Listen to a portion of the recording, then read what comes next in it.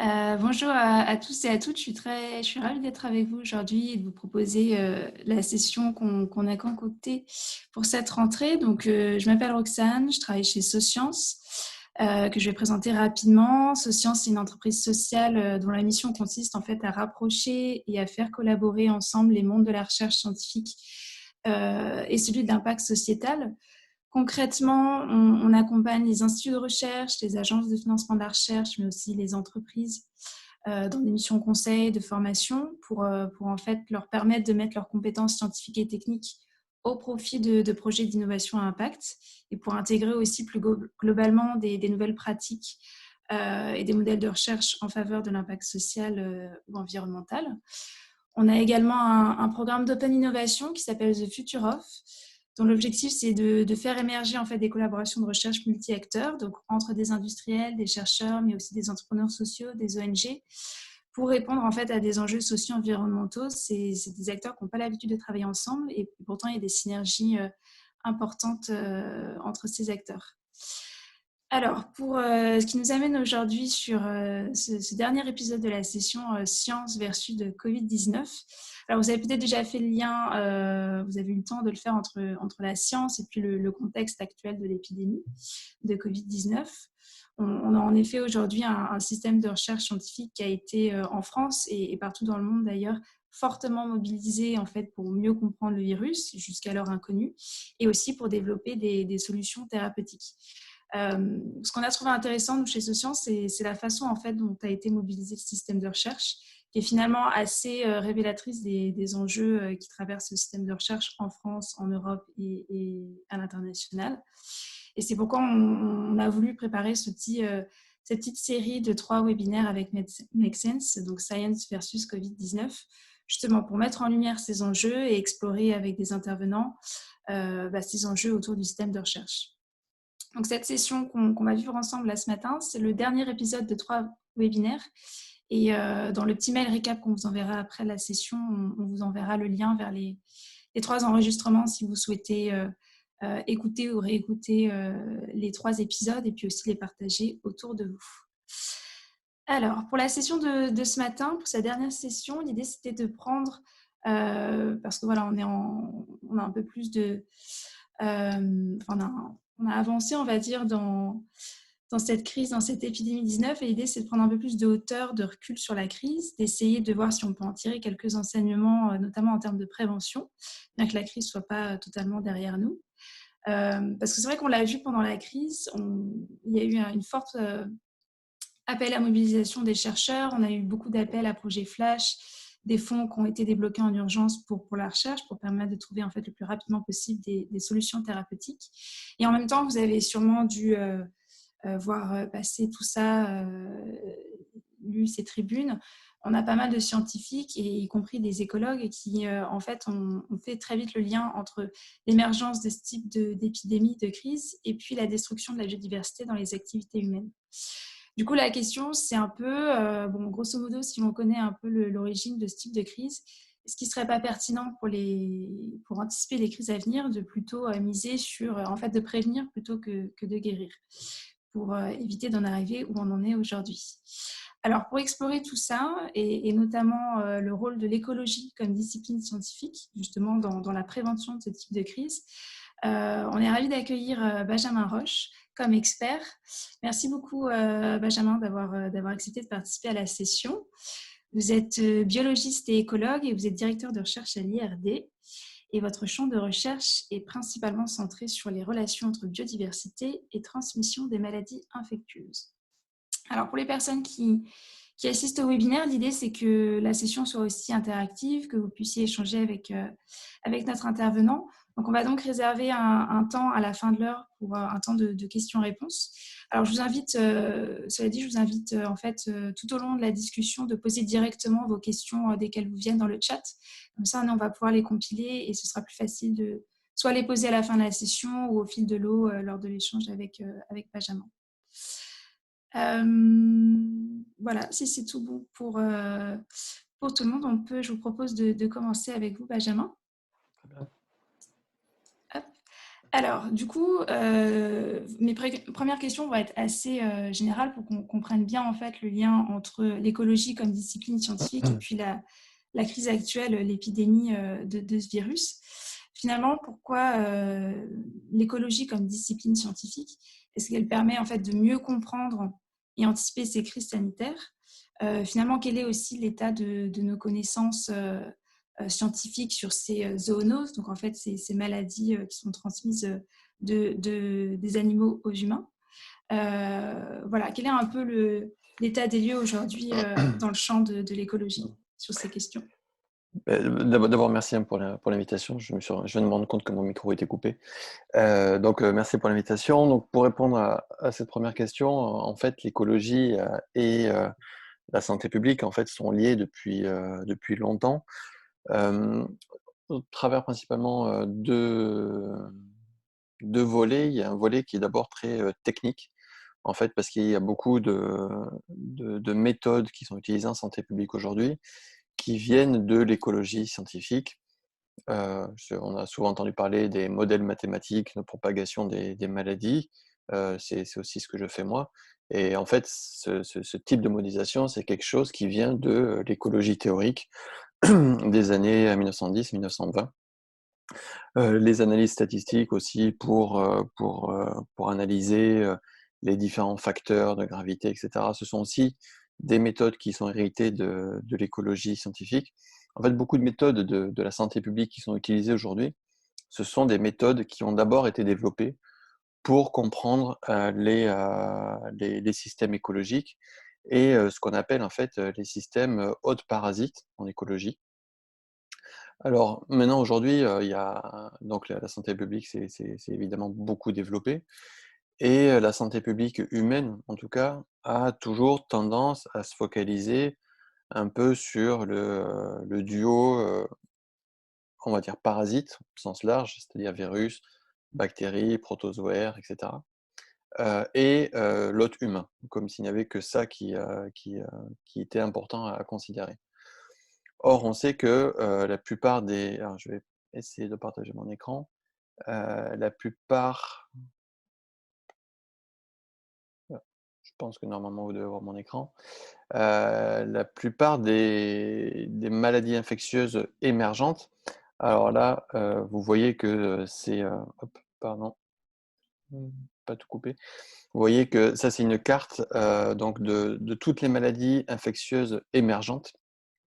C'est-à-dire que c'était des agents pathogènes, des virus, des bactéries, des protozoaires qui n'étaient pas transmises dans les populations humaines avant et qui ont émergé, qui ont commencé à faire des épidémies dans les populations humaines. Ça, c'est des années 1940 à aujourd'hui. Et on voit qu'il y a des gros spots au niveau de l'Europe, de l'Asie du Sud-Est et de l'Amérique du Nord. C'est-à-dire que ces maladies émergentes, elles surviennent là où déjà les perturbations écologiques sont les plus importantes. Et en fait, on se rend compte que parmi toutes ces maladies qui émergent, la plupart, hop, mince, la plupart, en fait, quand on regarde la superposition des deux cartes, ce sont ce qu'on appelle des zoonoses. C'est-à-dire ce sont des maladies infectieuses qui sont d'abord transmises dans le compartiment animal et qui sautent après dans les populations humaines pour donner pour se transmettre et potentiellement s'adapter, commencer à se transmettre dans dans les populations humaines. Alors ces zoonoses, pendant longtemps, on s'intéresse à ces zoonoses que quand elles commençaient à toucher l'homme. Puis on s'est rendu compte qu'en fait, il fallait comprendre un petit peu ce qui se passait en amont, ce qui se passait avant que ça arrive chez l'homme. Parce qu'une fois que ça arrive chez l'homme, c'est une maladie qui commence à être transmise et on le voit aujourd'hui, ça peut être difficilement contrôlable. Donc on a vu sur plein d'exemples, hein. La première, je pense, qui a vraiment, mis en avant le rôle très important des zoonoses, c'est, dans le début des années 2000, ce qu'on a appelé la grippe H5N1, donc qui était un virus de grippe qui circulait, principalement dans les élevages intensifs de poulets et on a eu très peur que, ce virus commence à s'adapter à la population humaine et commence à être transmise, à l'homme. Parce qu'on sait que la grippe se transmet d'abord dans la faune aviaire, domestique ou sauvage, et de temps en temps saute dans les populations humaines. et ça donne des choses comme par exemple la grippe espagnole de 1918. Donc la grippe a toujours été un virus très très surveillé. Il y a eu aussi Ebola, il y a eu une très très grosse épidémie en 2014-2015 en Afrique de l'Ouest. C'est pareil, c'est aussi un virus qui est d'abord transmis dans la faune sauvage, donc sur Ebola c'est plus les chauves-souris. Et bien sûr, bah, le dernier exemple, c'est le SARS-CoV-2, donc qui a créé la maladie qu'on appelle Covid-19. On sait que c'est un virus qui a été trouvé depuis de longs mois, voire même de longues années. Ça, on commence à avoir un peu des éléments là-dessus, comme quoi c'est un virus qui circule depuis longtemps dans la faune sauvage. On le trouve très fréquemment chez les chauves-souris. Chauve-souris a un système immunitaire un petit peu particulier qui fait qu'il y a beaucoup de virus qui passent. Et donc on sait voilà, que la prévalence de ce virus a augmenté dans la faune sauvage durant les dernières années et que ce virus était aussi trouvé dans des espèces animales qui sont utilisées pour la consommation humaine. Donc ce qui augmente un peu l'exposition des populations humaines à ce type de virus. Donc, parce que si c'est des virus qui sont dans des espèces sauvages qui sont jamais en contact avec l'homme, ça pose moins de soucis. Si ça commence à être dans des espèces animales qui sont plus en contact avec l'homme, c'est là où, à force que les populations humaines rencontrent le virus, il y a des risques, de plus en plus de risques, de ce qu'on appelle un spillover, d'une dispersion du virus de la faune sauvage aux populations humaines. Donc, juste pour vous expliquer un peu, je vais juste passer ça, vous expliquer un petit peu les différentes étapes. En fait, il y a des agents pathogènes qui sont uniquement chez les espèces animales et qui restent chez les espèces animales, donc ça c'est vraiment une maladie animale. Ensuite, on dénombre en fait 5 étapes. Il y a d'abord l'étape 2, ce qu'on appelle les infections primaires, c'est-à-dire que le virus circule que dans la population animale, mais que les êtres humains peuvent être infectés de temps en temps, mais eux ne peuvent pas retransmettre le pathogène. C'est le cas de la rage, par exemple, qui circule donc dans la faune, qui peut transmettre le virus aux populations humaines, mais l'homme ne peut pas retransmettre le virus après. Ensuite, donc, il y a différentes étapes, donc stade 3 et stade 4, où il y a le réservoir principal reste la faune sauvage ou domestique, mais que le pathogène commence à s'adapter à la population humaine pour commencer à avoir une transmission interhumaine. Alors, il y a des virus où la transmission interhumaine est faible, c'est le cas d'Ebola par exemple, où voilà, il y a une faible contagiosité, il y a une mortalité qui est très très importante, ce qui fait que le virus n'est pas très viable pour faire des énormes épidémies. La plus grosse, c'était donc en 2014 avec, il y a eu à peu près 20 000 décès. Mais le réservoir principal reste toujours dans la faune sauvage. Ensuite, il peut y avoir une adaptation un peu plus importante où il y a toujours ce qu'on appelle un cycle sylvatique, c'est-à-dire que le pathogène reste dans la faune sauvage, mais qu'il commence à y avoir une transmission interhumaine qui est de plus en plus importante. Et puis après, il y a le stade ultime où là, le pathogène s'est complètement adapté à la population humaine. Et donc, c'est quelque part, ce n'est plus une zoonose parce que le compartiment animal est quelque peu oublié par le pathogène. Et en fait, ça devient une maladie purement humaine. C'était le cas, par exemple, avec le virus HIV qui donne le sida. Au départ, c'est un virus qui a évolué du SIV, donc un virus très similaire qui était chez les singes. Et à un moment, voilà, il y a eu une évolution et le virus est devenu complètement humain. C'est ce qu'on voit aussi avec le SARS-CoV-2 aujourd'hui. On pense que le réservoir animal peut toujours être infecté, qu'il peut toujours y avoir des transmissions interspécifiques entre l'homme et certaines espèces animales, mais c'est devenu un virus qui est extrêmement bien adapté à la population humaine. Et donc, c'est ce qui crée aujourd'hui une pandémie comme ça. Donc, juste pour finir sur ce point-là, là où on en est aujourd'hui, c'est de comprendre en fait les, les drivers, les facteurs qui font qu'un agent pathogène passe du stade 2 au stade 3, au stade 4, c'est-à-dire qui augmente la probabilité qu'il y ait une adaptation à la population humaine. Et en fait, on se rend compte que les facteurs importants, c'est la dynamique de l'agent pathogène dans la faune sauvage ou domestique. Donc c'est là où en fait la biodiversité va avoir un rôle important parce que ça va façonner la façon dont les différents virus, bactéries, etc. circulent dans la faune sauvage. Et plus, en fait, schématiquement, plus il va y avoir d'animaux infectés, plus la probabilité que des êtres humains se retrouvent exposés à cet agent pathogène va être importante, et plus il y aura d'êtres humains exposés à ces virus animaux, et plus la probabilité d'une adaptation sera importante. Donc c'est là en fait où l'écologie est importante, l'écologie au sens discipline scientifique, c'est-à-dire l'écologie, ce qu'on appelle l'écologie des maladies infectieuses, c'est de comprendre comment les agents pathogènes circulent, donc d'abord dans la faune sauvage, c'est ça qu'on essaie de comprendre, quels sont les facteurs qui font que ça circule plus ou moins, de façon plus ou moins intensive dans la faune sauvage, et ensuite, qu'est-ce qui fait que l'agent pathogène va s'adapter à la population humaine pour commencer une transmission interhumaine. Donc voilà, l'écologie des maladies infectieuses, c'est ces deux compartiments-là sur lesquels on va le plus s'intéresser, quelque part avant que ça commence à être adapté à la population humaine, pour essayer de prévenir en fait cette adaptation plutôt que d'essayer de la combattre une fois qu'elle est là. Top, merci beaucoup, Benjamin. Et du coup, ça m'amène à ma prochaine question. Enfin, on aimerait en savoir un petit peu plus de façon concrète. Est-ce que vous pourriez nous donner un exemple de recherche concrète en fait, que vous menez sur le terrain et je pense notamment au projet que vous menez au Mexique, qui a justement la volonté de créer, enfin, in fine, un dispositif de prévention, notamment pour les acteurs publics. Tout à fait. Ben oui, c'est effectivement ce qu'on essaye de comprendre.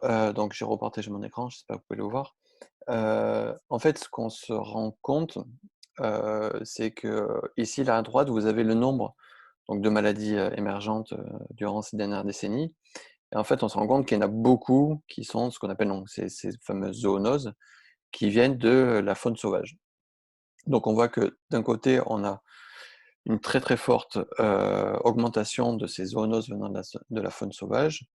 Et en même temps, sur la gauche, vous voyez la diminution de la biodiversité au cours du temps, au cours de ces mêmes décennies. Et donc, du coup, on voit que quand on a une perte de biodiversité, on a une augmentation de l'émergence de zoonoses venant de la faune sauvage. Donc, du coup, pour le moment, c'est qu'une corrélation. Ce qui est intéressant, c'est de regarder effectivement si ce n'est pas plus qu'une corrélation. Et pour ça, il y a un effet qui est extrêmement important pour nous, c'est ce qu'on appelle l'effet de dilution.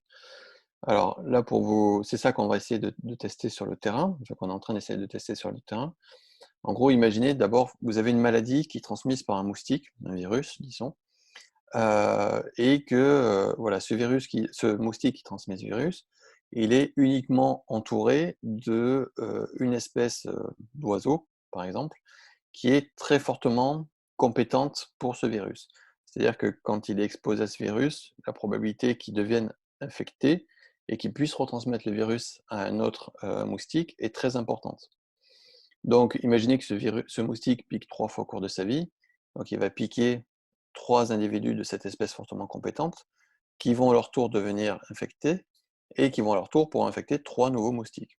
Et donc, on aura une prévalence du virus dans la population de moustiques très importante. Maintenant, si on a exactement le même virus, le même moustique, mais qu'au lieu qu'il n'y ait qu'une seule espèce d'oiseau fortement compétente, il y a plein d'autres espèces d'oiseaux qui, du coup, ne seront pas forcément très compétentes, parce que le virus, son avantage, c'est d'essayer de se spécialiser, entre guillemets, sur l'espèce d'oiseau la plus compétente pour augmenter sa transmission. Et du coup, si ce moustique il continue à piquer toujours 3 fois au cours de sa vie, il va faire certaines piqûres sur des individus de cette espèce fortement compétente, qui après pourront infecter un nouveau moustique, mais il va y avoir beaucoup de ces piqûres qui vont être faites sur des individus d'espèces d'oiseaux peu compétentes, et qui du coup, pour lesquels la probabilité de devenir infecté et de pouvoir infecter un autre moustique va être très faible. Autrement dit, ces piqûres, faites sur des individus d'espèces peu compétentes, vont être perdues pour la transmission du moustique. Et du coup, pour la transmission pardon, du virus. Et du coup, ces piqûres ne vont pas donner lieu à une nouvelle infection de moustiques un peu plus tard. Ce qui fait qu'on aura une prévalence du virus chez les moustiques beaucoup plus faible. Et c'est pour ça qu'on appelait ça l'effet de dilution, parce que ça veut dire que la biodiversité, dans ce cas-là d'oiseaux, va avoir tendance à diluer la transmission de certains agents pathogènes. Alors, il y a des évidences déjà empiriques pour ce type d'effet. On l'a vu sur des maladies à transmission vectorielle, comme par les tiques ou les moustiques. On l'a vu sur le West Nile, on l'a vu sur la maladie de Lyme. On l'a vu aussi sur d'autres types d'agents pathogènes, notamment les hantavirus, qui sont des virus qui sont transmis par des rongeurs. Et ce qui est intéressant avec cet effet, c'est que déjà, ça peut permettre de comprendre pourquoi on a plus d'émergence de zoonoses, parce que quand on perd de la biodiversité, en fait, on passe de la situation de droite à la situation de gauche, c'est-à-dire qu'en gros, on annule l'effet de dilution joué par la biodiversité, et donc ce qui peut expliquer pourquoi on a plus certains agents pathogènes sont plus transmis dans la faune sauvage ou domestique, et que donc il y a plus de zoonoses qui émergent dans la population humaine. Ce qui est intéressant aussi, c'est de voir dans l'autre sens, c'est que qu'est-ce qui se passe si en fait on fait de la biologie de la conservation pour protéger la biodiversité ou de la réintroduction d'espèces, etc. Est-ce qu'on peut utiliser en fait la biologie de la conservation comme en fait un outil, une opportunité de santé publique pour prévenir l'émergence de ce type d'épidémie? Et donc c'est là-dessus qu'on essaye de travailler. Alors bien sûr, il n'y a pas de déjà d'un point de vue scientifique, il y a pas de réponse simple parce qu'on sait que c'est un effet qui marche. Je l'ai montré, il y a des évidences empiriques là-dessus. Dans certains cas, la maladie de Lyme, les hantavirus. Il y a aussi des situations où on n'a pas d'effet de dilution, parce que le pathogène ne s'est pas adapté de la même façon, parce que les schémas de perte de biodiversité ne sont pas ceux auxquels on peut s'attendre. Il y a différentes raisons pour lesquelles on peut avoir ça. Et bien sûr, comprendre l'impact de la biologie de la conservation, du coup, sur la transmission d'un pathogène dans un système aussi compliqué est très, très dur à prédire. Et souvent, dans la littérature scientifique, en fait, on ne s'est souvent pas posé la bonne question. Il y a eu beaucoup de gens qui ont dit l'effet de dilution, ça marche, l'effet de dilution, ça marche pas. En fait, la bonne question, pour moi, elle n'est pas là. La bonne question, c'est de comprendre où, quand et comment cet effet de dilution peut marcher pour essayer de prévenir l'émergence d'épidémies dans ces conditions-là. On sait que c'est quelque chose qui ne sera pas général, qui ne sera pas universel, mais si c'est des conditions qui peuvent être rencontrées dans suffisamment de contextes, ça peut être intéressant de développer ça. Pardon, je suis parti dans le mauvais sens. Et du coup, voilà, c'est ce qu'on essaye de faire donc au Mexique, où on a donc développé un laboratoire mixte international entre l'IRD, l'Université nationale autonome du Mexique à Mexico City, l'Institut aussi d'anthropologie et d'histoire du Mexique, et puis une ONG américaine qui s'appelle Eco Health Alliance, où en fait on surveille en tout une vingtaine de sites. Il y a des sites qui sont dans des zones complètement protégées de la péninsule du Yucatan, qui est une zone à très très forte biodiversité. Il y a des zones qui sont surveillées où il y a ce qu'on appelle de l'agriculture sylvopastorale. Donc c'est de l'agriculture qui n'est pas intensive, qui est faite dans un environnement semi-forestier. Et on surveille aussi d'autres sites où là par contre il y a des activités humaines importantes, etc. Donc là, ce qu'on essaye de faire, c'est qu'on regarde comment certains virus, par exemple surtout le West Nile, parce que c'est un virus qui circule très certainement au Mexique, mais pour lesquels on n'a pas beaucoup de recul. Donc le West Nile, la dengue, l'encéphalite de Saint-Louis, enfin voilà, différents types de virus transmis par des moustiques. Donc on essaie de voir comment ce virus circule chez les oiseaux, chez les moustiques et chez les hommes, autour de ces différents sites, de ces trois grandes catégories de différents sites, pour comprendre voilà, comment la protection de la biodiversité va moduler la diffusion de ces virus. On essaye aussi de comprendre tout le contexte socio-économique, parce que bien sûr, si les populations humaines détruisent la biodiversité, C'est évidemment pas par gaieté de cœur, c'est parce qu'il y a une activité économique derrière, il y a le développement de l'agriculture, il y a l'expansion urbaine. Voilà, ça permet bien sûr l'utilisation de la biodiversité permet aux populations locales de se nourrir, de développer leurs activités économiques, etc. Donc l'idée de ce projet un peu phare au Mexique, c'est d'arriver à comprendre en fait quelles sont les meilleures stratégies qui à la fois protègent la biodiversité, qui diminuent grandement la probabilité d'émergence d'épidémies dans la péninsule du Yucatan et qui en même temps ne contraint pas de façon excessive la croissance économique des populations humaines, surtout dans cette région qui est l'une des plus pauvres au Mexique.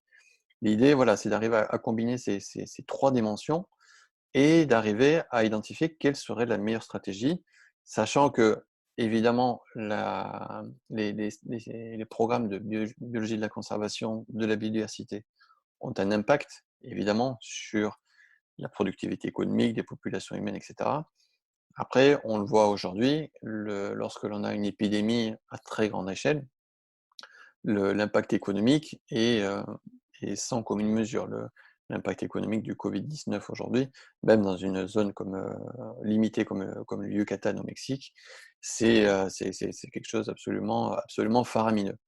Donc l'idée, c'est d'arriver à démontrer que avec un coût beaucoup plus faible qui s'étale sur le temps, on va beaucoup plus y gagner que si on attend qu'on ait une énorme catastrophe comme le Covid-19 qui démarre.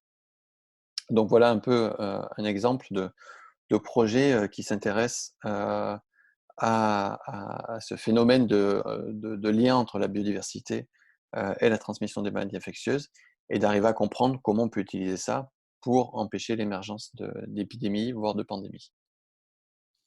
Super, très clair, merci beaucoup.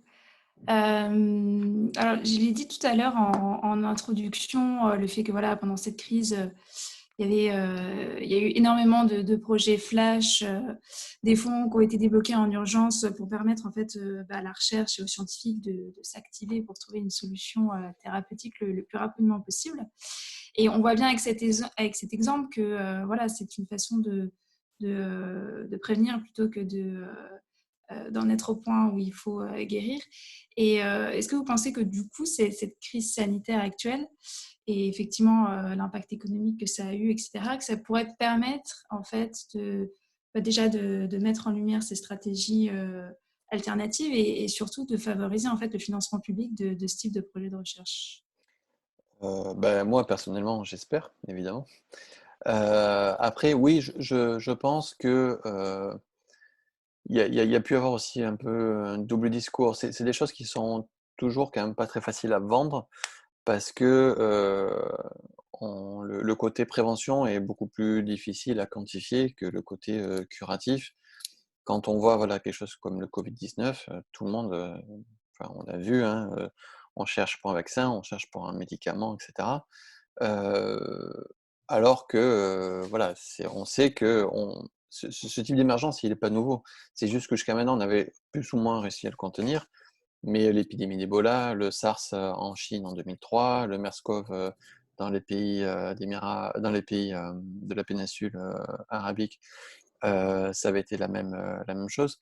On a entre 3 et 5 zoonoses qui émergent chaque année. Donc il était évident qu'il y a un moment, il y avait quelque chose qui allait nous échapper et qu'on n'allait pas réussir à le contrôler. Voilà, ça a été le SARS-CoV-2, les virus SARS chez les chauves-souris sont surveillés depuis très longtemps. On sait que ça peut être un problème. Il y a ça, il y a la grippe aviaire, il y a des virus de type Ebola aussi, bien sûr. Donc on le sait depuis longtemps. Il est clair que, bon, on n'a peut-être pas été assez écoutés.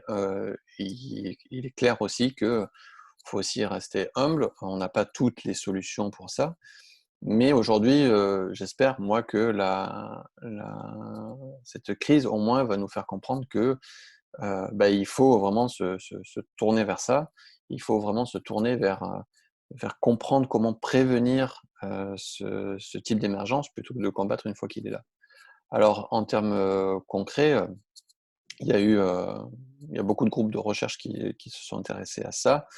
Il y a l'IPBES qui est l'équivalent du GIEC pour la biodiversité, voilà, où on a fait un workshop autour de biodiversité, pandémie, au mois de juillet, dont les conclusions seront rendues mi-septembre à tous les gouvernements qui dépendent de l'IPBES, il y en a 130, où voilà, on va proposer des choses concrètes pour avancer sur cet aspect-là.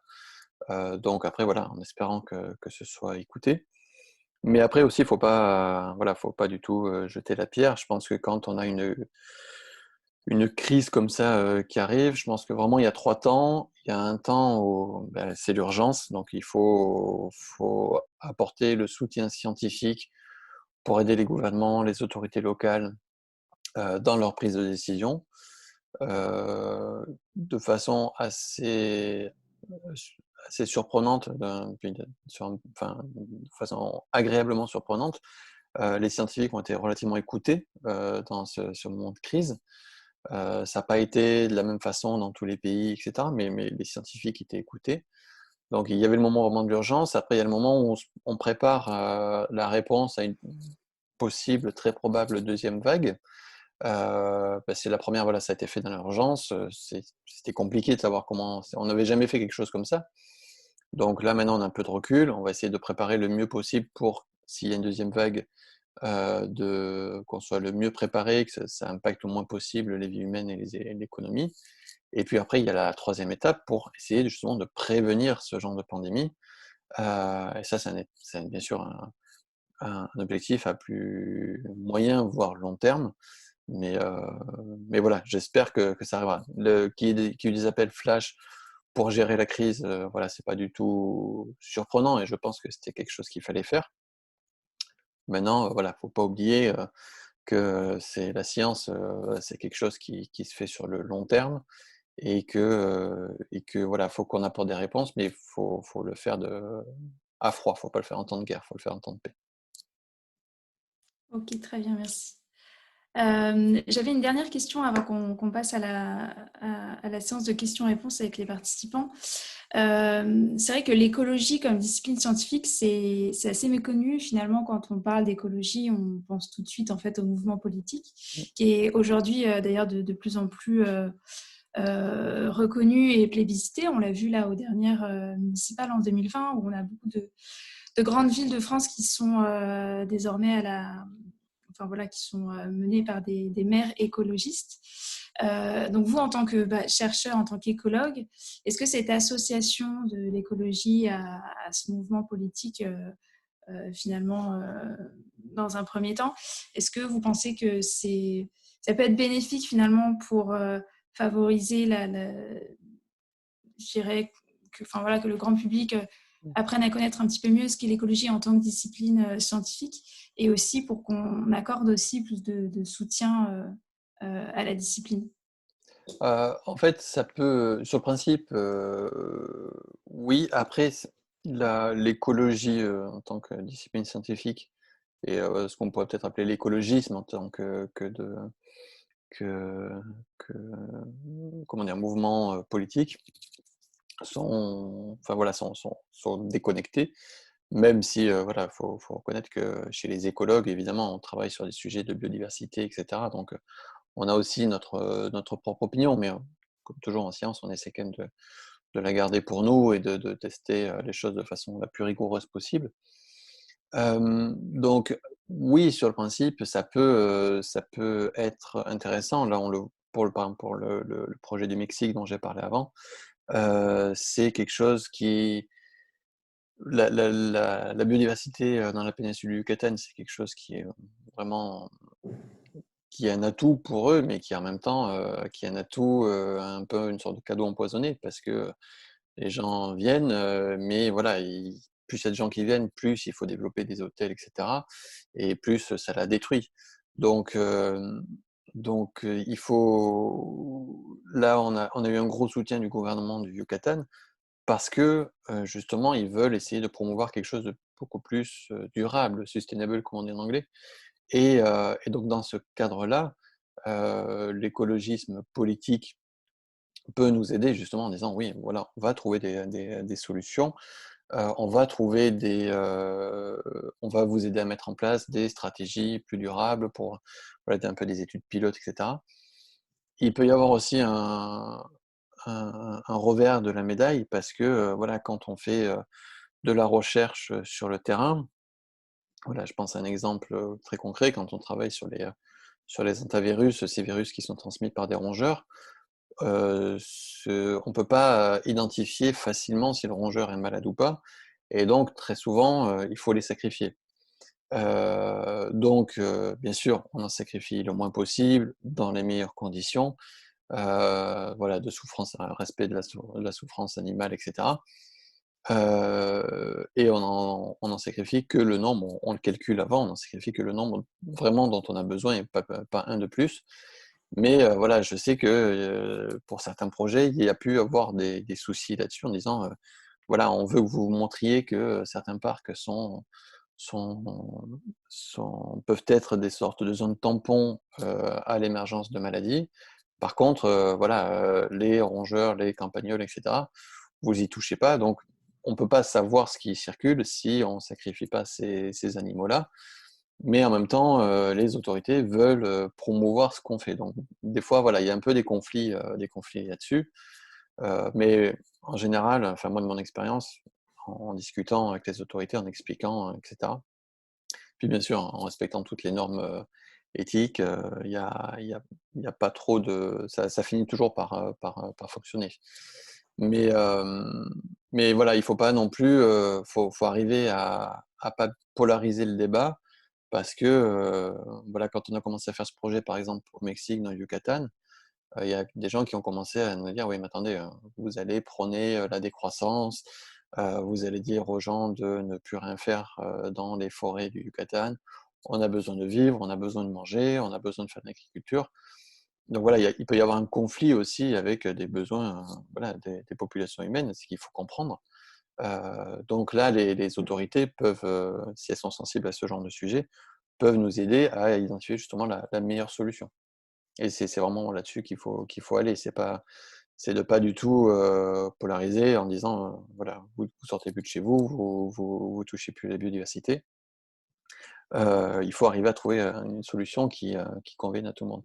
Si c'est une solution qui n'est pas économiquement viable pour les populations humaines, de toute façon, c'est quelque chose qui ne sera pas durable parce que c'est quelque chose qui ne pourra pas être fait dans le temps. Donc il faut vraiment arriver à trouver quelque chose qui puisse être implémenté, pas sur les 6 prochains mois, mais sur les 10, 20, 30 prochaines années. Ok, très bien, super. Écoutez, merci beaucoup. Je vois qu'on a déjà des questions dans le chat. Donc là, il est 10h44, donc on a à peu près 15 minutes pour, voilà, pour échanger. Si vous souhaitez poser vos questions à Benjamin. Alors, on a une première question de Vanessa, alors, qui vous demande s'il est possible de concevoir, de mettre en place un système d'alerte précoce, s'appuyant notamment sur des indicateurs paramètres écologiques ou d'identifier des zones à risque. Outre la biodiversité de l'agent intermédiaire, tel l'oiseau dans votre exemple, est-il pertinent d'envisager de reconstruire la diversité du côté du vecteur, exemple de la famille des moustiques?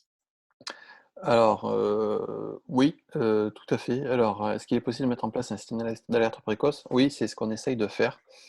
Heu, en fait, il y avait un énorme projet, américain qui s'appelait Predict, qui était un peu dirigé par Equal Alliance, c'est justement l'ONG qui travaille avec nous au Mexique, et leur but était en gros de screener, la totalité de la diversité virale, dans le monde, pour justement identifier les zones où il y a une très forte diversité virale, essayer de comprendre pourquoi on a une très forte diversité virale pour, voilà, justement arriver à les surveiller et à être prêt si jamais il y a quelque chose qui émerge à ce moment-là. Donc c'était un très gros projet, je crois qui a coûté 80 millions de dollars. Il y a la version 2, la version 3 qui ont continué. Donc voilà, il y a plein de il y a un effort de recherche sur la diversité virale, sur documenter la diversité virale dans le monde entier pour, faire ces cartes de risques, essayer de comprendre où c'est qu'il y aura des risques. Il y a aussi d'autres éléments d'alerte, notamment avec des espèces de réservoirs ce qu'on appelle sentinelles, c'est-à-dire c'est des espèces où on sait qu'il y a beaucoup de choses qui passent dessus. Et on essaye de voir, d'identifier, du coup des populations qu'on surveille de façon très très serrée pour voir quand on commence à avoir un virus qui apparaît dans cette population. On a beaucoup fait ça par exemple dans le sud de la France, en Camargue, avec si je me souviens, c'était avec les pigeons, où on sait que voilà, quand on commence à observer, non, c'était les corbeaux, non, c'était les pies. Quand on commence à observer beaucoup du virus West Nile chez les pies, c'est que en fait, on a du virus West Nile qui circule dans beaucoup d'autres espèces animales et qui a un risque assez élevé que ça commence à sauter chez les populations humaines.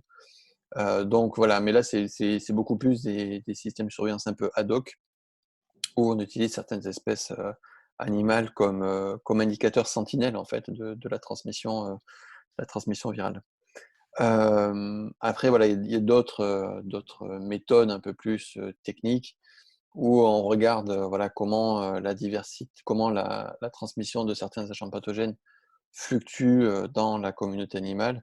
Et quand on commence à avoir des fluctuations qui sont un peu trop importantes, on a en gros quelque part des seuils d'alerte en disant ah, là ça commence à circuler de façon un peu trop importante. La transmission a déjà dû recommencer à baisser parce que c'est l'hiver, parce que tout un tas de raisons. Et on voit que non, ça continue et que voilà, il faut commencer à faire attention. Donc on a des systèmes effectivement d'alerte. Le cas du coronavirus, du SARS-CoV-2, ça a été détecté quand même assez rapidement. Alors, évidemment, pas assez. Après, on n'a pas du tout toute la chaîne de reconstruction entre le moment où ça circule, parce que les coronavirus qui circulent chez les chauves-souris, il y en a plein, il y a une très très forte diversité. Alors pourquoi lui a commencé à s'accrocher en gros à la population humaine? C'est toute la chaîne d'événements, on la connaît pas vraiment. On est en train d'essayer de la comprendre, on est en train d'essayer de l'élucider, mais voilà, on sait que ces coronavirus circulaient depuis longtemps. Et bien sûr, la Chine et les coronavirus et les chauves-souris, c'était quelque chose on le savait, dangereux. Après, entre le moment où on a commencé à avoir les premiers cas symptomatiques, fin décembre 2019, et les premières données qu'on a eues dessus sur le génome, etc., il s'est passé à peine 2-3 semaines. Donc ça a été très très rapide. C'est l'étape d'avant, le moment où ça a sauté, voilà, où là, ça, on n'est pas encore capable de prévenir cette étape-là. C'est pour ça qu'il faut vraiment mettre, à mon avis, beaucoup plus d'efforts sur cette étape-là. Parce qu'une fois que ça a commencé à sauter chez l'homme, là, ça devient un tout autre problème, surtout dans notre monde hyper connecté où voilà, on est très très vite aux quatre coins du monde. Ça devient contrôle. Et pour la diversité du vecteur, pardon, je finis de répondre à la question. Oui, bien sûr, on considère aussi la diversité du vecteur, la diversité des différentes espèces de moustiques, qui, comme les différentes espèces d'oiseaux, ne sont pas compétentes de la même façon, ne piquent pas non plus toutes les différentes espèces d'oiseaux. Il y en a qui piquent l'homme, il y en a qui ne piquent pas l'homme. Donc oui, c'est quelque chose qu'on considère dans le schéma global, oui. Super, merci. Alors, on a une remarque de Mélanie qui nous dit, en modeste novice sur le sujet, si j'essaie de résumer, il est vertueux de préserver la biodiversité pour permettre aux zoonoses, virus qui se propagent des animaux aux hommes, de se diluer plus facilement entre différentes espèces et donc de limiter leur propagation humaine. C'est bien ça, merci. Oui, tout à fait, c'est ça. C'est ce qu'on Ok. essaye de démontrer en fait. Alors comme je disais, hein, c'est quelque chose, ça marche pas tout le temps, ça marche pas partout. Il y a un coût économique aussi à la protection de la biodiversité. Mais oui, effectivement, c'est tout à fait ça qu'on essaye de mettre en avant et d'identifier, voilà, tous les contextes, toutes les zones. Et moi, à mon avis, ça fait 15 ans que je travaille sur ce sujet-là. Mon avis, c'est que c'est quand même quelque chose de très fréquent, cet effet de dilution. On met beaucoup de lumière sur les contextes où ça marche pas. Il y a énormément de contextes où ça marche, on le sait. Après, voilà, c'est toujours pareil en science, quand on cherche, on trouve. Quand on cherche l'effet d'illusion, on va trouver des contextes où ça marche. Quand on cherche qu'il n'y ait pas d'effet d'illusion, on va trouver des contextes où ça marche pas.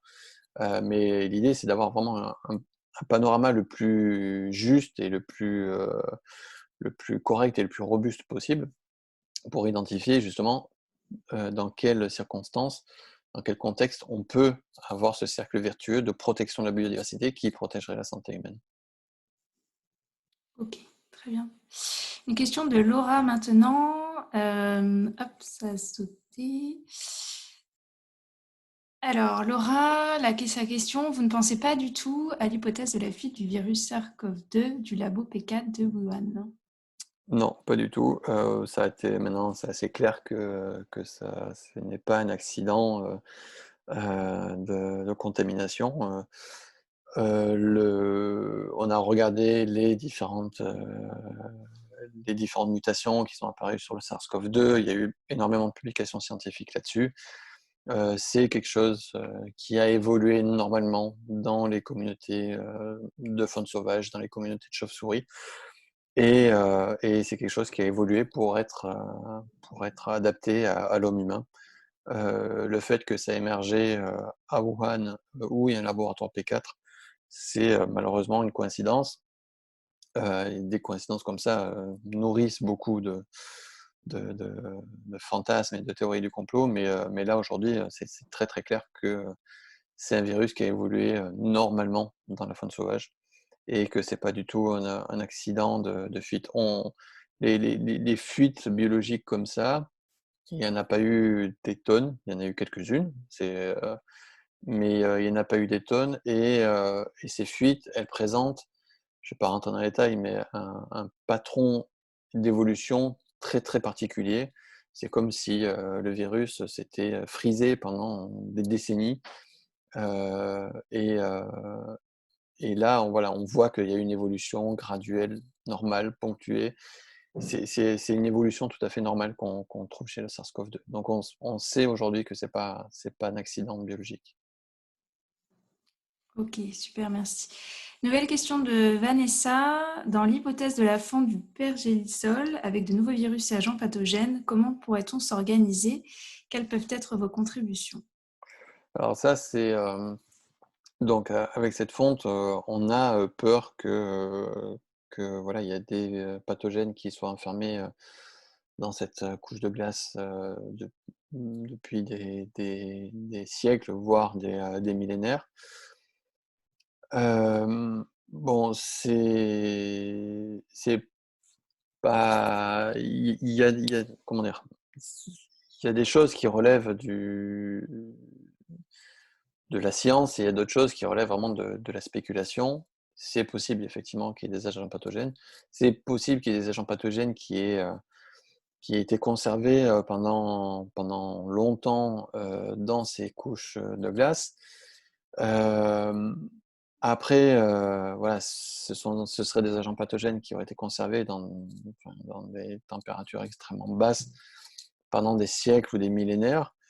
Qu'est-ce qui va se passer quand ces agents pathogènes vont être à l'air libre, à un environnement beaucoup plus chaud? Est-ce qu'ils vont persister? Est-ce qu'ils vont se détruire tout de suite? Cette espèce de cryogénisation des agents pathogènes dans la glace qui se libérerait. Pour le moment, pour moi, ça reste très spéculatif, ce qui ne veut pas dire qu'il ne faut pas regarder ce qui se passerait, évidemment. Mais pour moi, ça reste encore aujourd'hui très spéculatif parce que, par exemple, sur les virus de grippe aviaire, qui eux aussi peuvent persister dans l'environnement pendant plusieurs semaines, pendant plusieurs mois, dans des environnements froids, voire pendant plusieurs années, quand on les repasse à l'air libre, ils ont tendance à disparaître très très rapidement parce que voilà, ils ont été conservés dans du moins 30, moins 40 pendant des années et dès qu'ils se retrouvent à quelque chose de plus agressif, ils ne supportent pas ça très très longtemps. Donc basé sur virus de la grippe, voilà, à mon avis, il n'y a pas de raison de s'affoler là-dessus. Mais après, on peut toujours évidemment faire des collectes d'échantillons et regarder ce qui se passe, regarder les agents pathogènes qu'il y a dedans, et dans des environnements très contrôlés, en laboratoire P4, etc., voir ce qui se passe avec ces agents pathogènes une fois la glace fondue. Mais, mais voilà, pour le moment, ça reste, à mon avis, une menace limitée.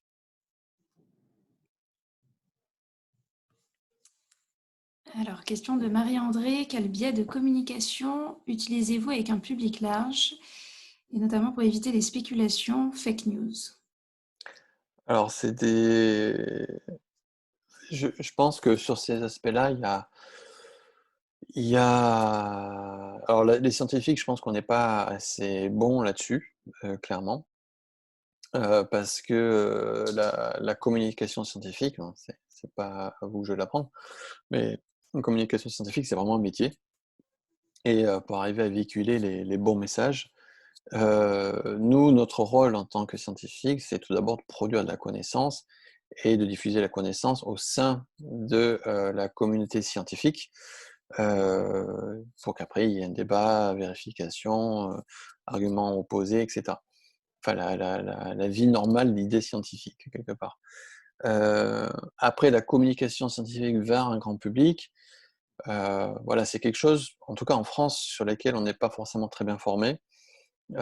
Quand ça passe, voilà, par des plateformes de vulgarisation comme ça, avec vous ou avec d'autres, je pense par exemple à l'Esprit Sorcier, voilà, des pros de la vulgarisation scientifique.